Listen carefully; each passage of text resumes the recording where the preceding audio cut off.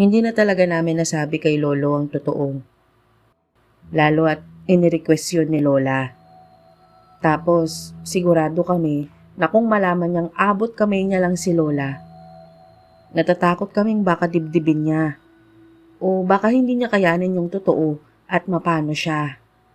O ang pinakamasakit sa lahat, baka puntahan niya si Lola. Makasarili kami, oo, tanggap namin yun. Pero kasi sa mundong to na ang hirap mawalan ng isang magulang, kahit gaano ka pakatanda nang mangyari yun, mas mahirap kung pareho na silang mawawala. Pero mula din nang mamulat kami sa katotohanan, hindi na kami natakot sa bahay ni Lolo. Lagi na kami doon. Sinasamahan namin siya. Kasama niya kaming umiyak pag maririnig ng pagkanta ni Lola. Kay Uncle James at sa amin lang siya nagkikwento ng tungkol kay Lola. Kung paano niya itong nakilala, paano siya na-fall, paano niya niligawan, at paano niya inalok ng kasal. Lagi din naming ipinapaalala sa kanya na hindi siya iniwan ni Lola. At ang lagi niya namang isinasagot ay, alam niya. Tapos mag-group hug na kami. Isang taon nang lumipas nang maisipan namin ni Uncle na puntahan yung tinitirhan nila Elvira at ng mga kapatid niyang nakalabas na sa portal. Kasama na namin noon sila Ate Kayla. Kaya lang abandonado na yung bahay. Ayon sa mga taga doon, isang taon na rin mula nang umalis na lang bigla ang mga nakatira doon.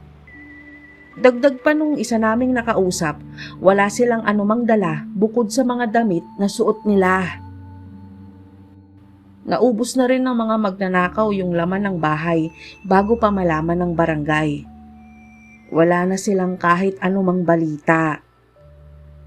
Natakot kami noon pero kunti lang. Kasi marami pa rin sila eh. Pero kahit papaano medyo napanatag. Kasi alam namin kaya sila umalis ng agaran dahil natatakot silang matulad kay Elvira. Nang malaman namin yon, nag-brainstorming kami nila Uncle kung paanong magiging ligtas yung likod bahay. Hanggang sa may bright idea si Christian. Di ba Uncle, may balak sila na ipataas tong bahay tapos mag-extension pa. Di ba bahain naman dito sa atin? Di magtabon hanggang dun sa banyo. Mga 5 o 6 na patong ng hollow blocks yung taas. Tanggalin na yung imbakan ng kahoy. Tamad ka rin namang magluto sa pugon eh. Kaya nang mag-usap silang magkakapatid, yun ang sinuggest ni Uncle na approve naman kila Uncle Jackson. Napabuntong hininga kaming lahat noon. Tumalon-talon pa nga si Kara sa saya eh. Nagtataka nun sila mama pero hinayaan na namin. Kasi masaya din naman kami.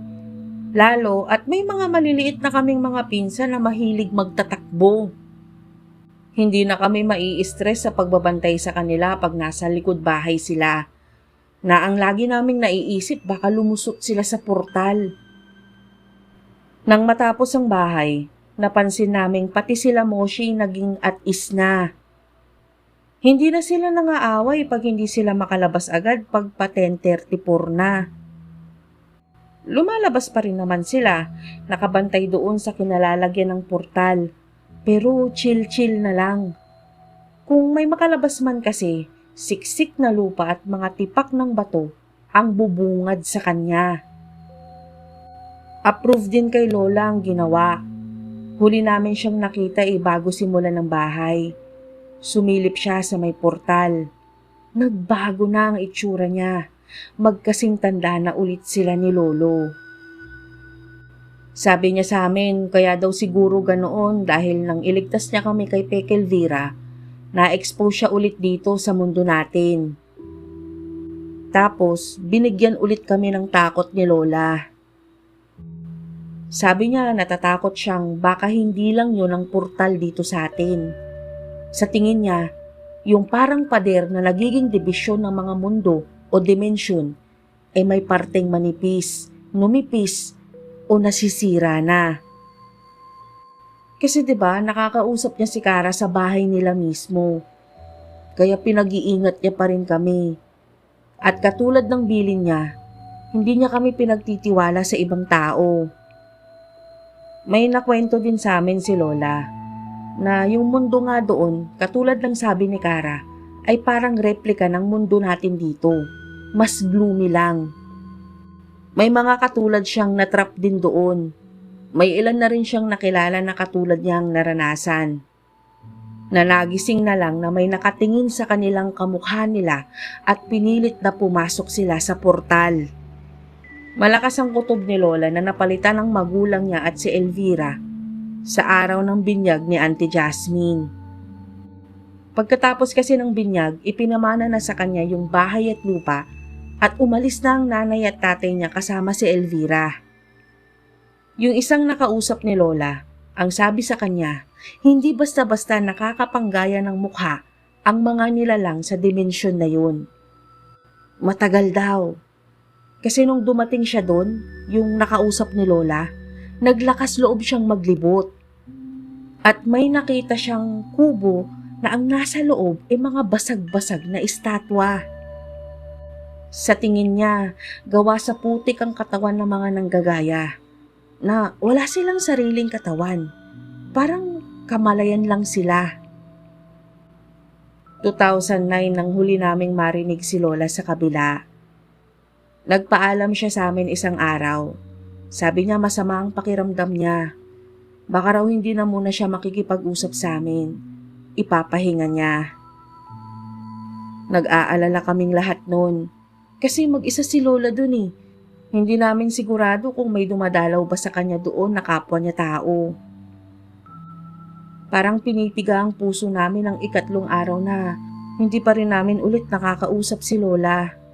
Tapos umiiyak si Lolo na tumawag sa bahay. Pinapapunta niya ako sa kanila. Pagdating ko, pati si Uncle umiiyak na. Andun na rin sila Ate Kayla.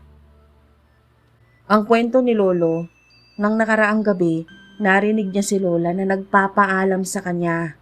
Umuubo-ubo pa raw. Parang hirap magsalita. Sabi ni Lola aalis na siya. Mauuna na siya kay Lolo. Huwag daw dapat malungkot si Lolo pag hindi na siya maririnig nito. Mabuhay pa rin daw dapat siya para sa mga anak nila at kaming mga apo nila. Nagpaalam si Lola kay Lolo. Yung huling lakas niya, inipon niya para magawa niya yun. Tinupad ni Lolo yung gusto ni Lola. Hanggang ngayon malakas pa siya. Malakatnis ever din pa nga na lagi nagvo-volunteer para mag-alaga ng anak nila Ate Kayla. Mga apo niya sa tuhod. Katulad ko naman si Uncle James, walang balak magkapamilya. Magiging fur daddies na lang kami. Mahirap din kasing mapanatag eh. Lalo at alam mong anytime, baka may portal na bago. Hindi ko kayang makatulog sa gabi pag may anak ako na pwedeng makuha ng mga nasa kabila. May ipapayo ko sa inyong lahat. Kung ayaw ng alaga nyo sa isang lugar, sumunod kayo. Ilang beses na bang napatunayan na mas sensitive sila sa ating mga tao?